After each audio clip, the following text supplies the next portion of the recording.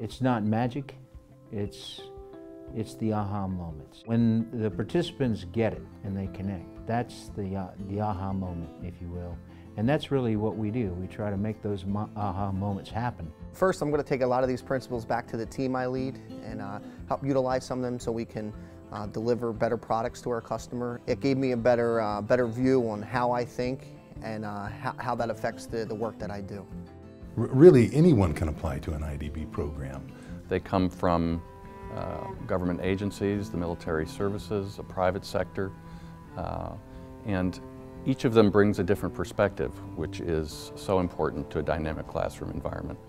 We've been an organization for 17 years. And so over that time, we have 5,000 plus graduates from public and private sector. I don't know of any other place in the United States where we can take DoD and industry people and put them in a room as equals. And when they're in that room, they get to share their problems, they get to share their best practices, they get to share their lessons learned. Our programs provide a much needed respite, so to speak, from what I call the tornado that all of us are in our daily lives, in our work environment. The mission that we have in the world now changes so quickly that you've got to stay up with technology, you've got to change how you operate, and that's really tough for large government organizations. I didn't really know what to expect, but I have really been impressed with the caliber of professors that were brought in. We have a very strong team at the IDB. We're very passionate. We have individuals that lead from all directions. For me to be able to come back and talk to students about my life experiences and put those into context in their work environment and the problems that they're working on every day is really fulfilling for me.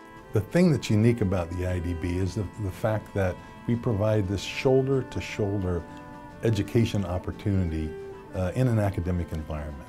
And it allows people to speak freely and not be concerned about what is said or how it is said.